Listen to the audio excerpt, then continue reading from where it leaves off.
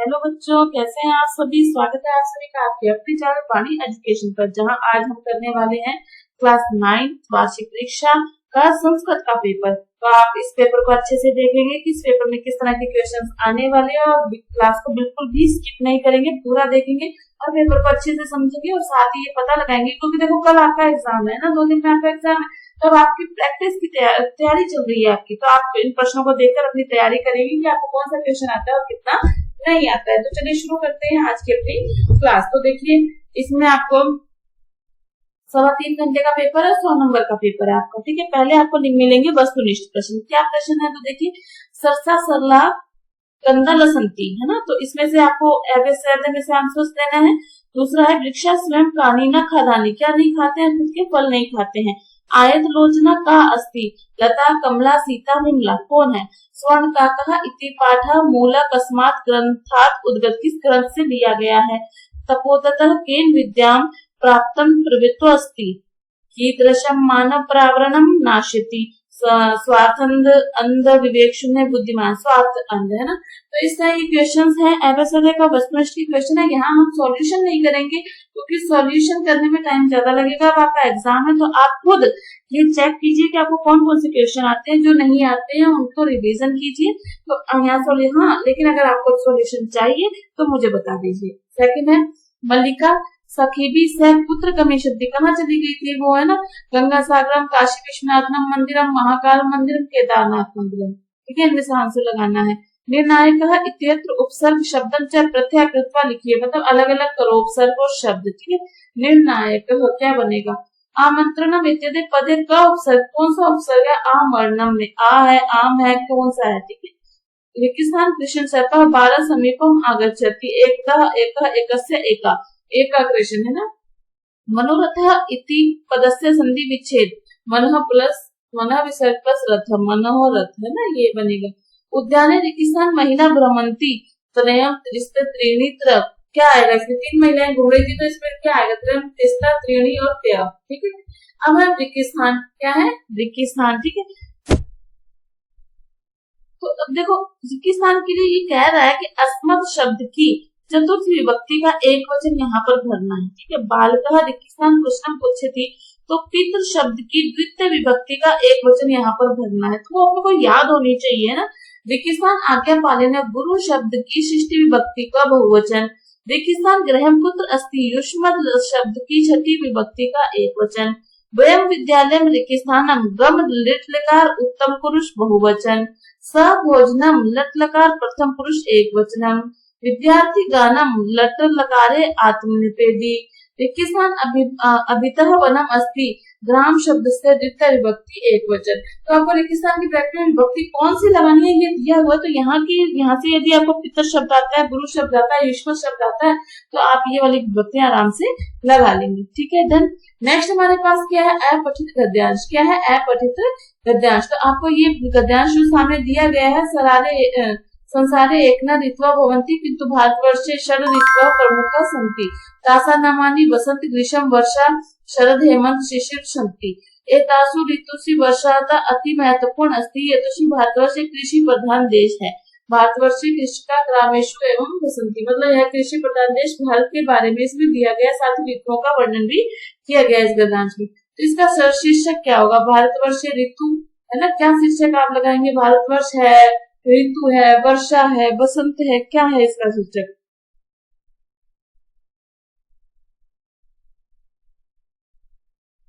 Next देखिए, एक पद में उत्तर देना है इन सबका। भारतवर्ष कितनी ऋतु प्रमुख सन्ति, 6 ऋतु। भारतवर्ष कीदृशम अस्तु कृषि प्रधान देश अस्ति, भारतवर्षे कृषिका कुत्र मिलिव सन्ति, ग्रामस्य रामलीलाय दर्शनम कुत्र भवति। ये सब क्वेश्चंस आपको इसमें से पढ़ के देने हैं उत्तर इनके। ठीक है, पूर्ण वाक्य है उत्तर पूरा एक लाइन में। षड ऋतु में कौन कौन सी 6 ऋतु है। अयम लोका कदा सुख अनुभव करती, हम लोग कब सुख अनुभव करते हैं। क्या मानवस्य जीवन निर्विघ्न प्रचलित, क्या मानव का जीवन निर्विघ्न चलता है। तो इन सबका उत्तर देना है। ठीक है, निर्देशानुसार भाषिक कार्यक्रम पूर्णता। ग्रीष्म शब्द से विपरीत शब्द अत्र, ग्रीष्म का उल्टा क्या होगा। ठीक है, कृषिका वर्षा में निर्भरा भवंती, वाक्य कृषिका इति संख्या स्थाने सर्वनाम प्रयोग कर्तव्य है। ठीक है। संसारे अनेका ऋतवा भवन्ति इत्यत्र विशेषण पदों किम, इसमें विशेषण क्या है?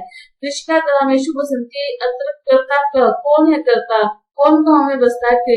कृषक यानी कि किसान, ठीक है।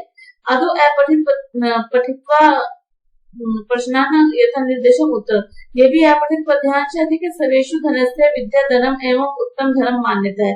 विद्या व जना जनन्ति यत्कि कर्तव्यम अस्ति किम का अकर्तव्यम, अन्य वज्ञायते यत् किम उचितम अस्ति किम न अनुचितम।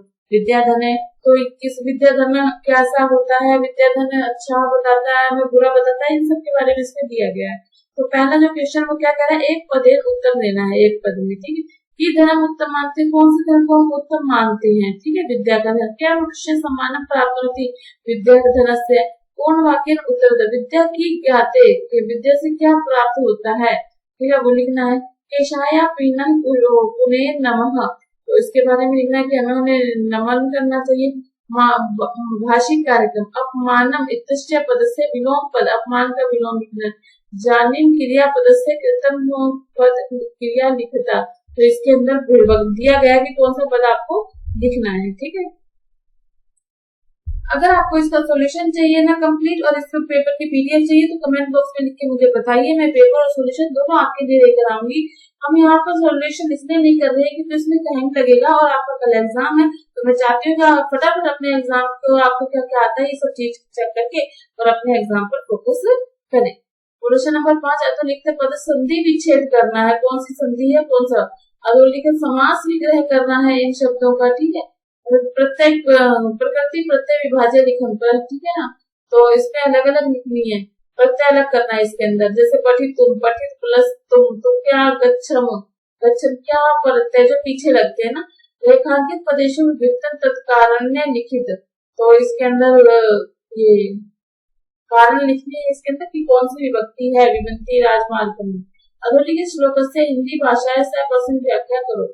वृत्तम यत्ने संरक्षित वित्मेति च याति च अक्षीणो वित्तता क्षीणो वृत्त वस्तु अहो हतो हता, तो ये आपको सही व्याख्या करनी है, कौन से पाठ में से आया है, इन सब का वर्णन आपको करना है, ठीक है। नेक्स्ट देखिए,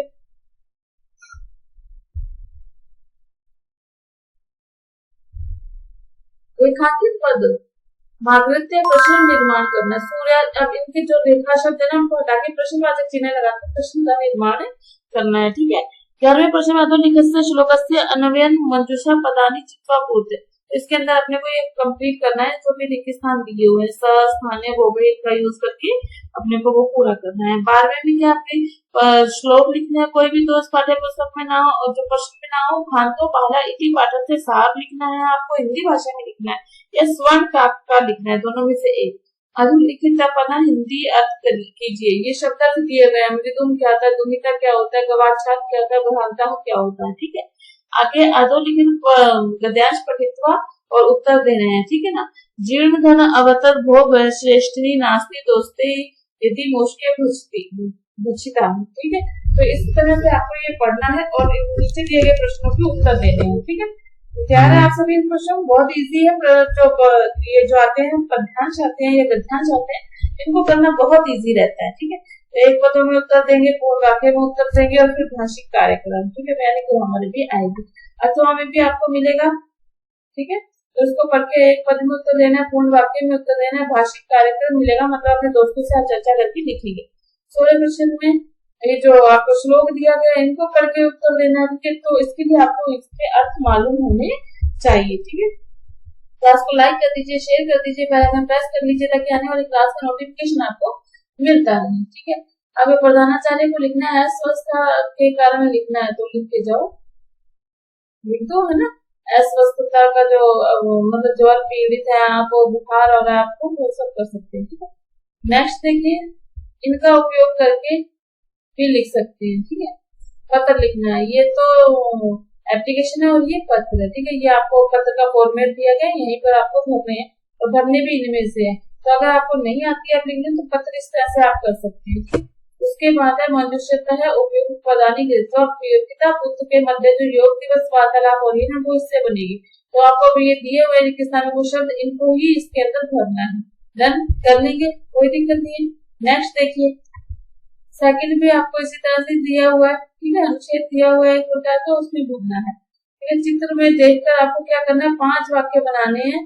कुछ इस तरह से आपको शब्द भी दे रखे हैं, संस्कृत भाषा में बनाने हैं, हिंदी में नहीं बनाने हैं। ठीक है, नेक्स्ट देखिए, इसको क्रम से जमाना है। क्या करना है, क्रम से। तो पहले हिंदी समझ में आए, फिर इसको क्रम से जमाएंगे ना अपने। हाँ, अधोलिखितेषु वाक्येन केषाञ्चित् षड्वाक्यान् संस्कृत भाषायां अनुवादः कुरुतु। तो इन सब का अपने को क्या करना है, संस्कृत भाषा में अनुवाद करना है। तो आपने देखा संस्कृत का पेपर है, ये मोस्ट इम्पोर्टेंट क्वेश्चन है, आपको इसको सॉल्व करके ही पेपर देने जाना चाहिए। ठीक है, तो आप अपनी तैयारी को अच्छा कीजिए, मजबूत कीजिए। आज के क्लास में इतना ही। हाँ, अपना नाम और जगह का नाम कमेंट करना बिल्कुल भी मत भूलिएगा। तो चलो मिलते हैं नेक्स्ट क्लास में, तब तक पढ़ते रहिए, खुश रहिए, धन्यवाद।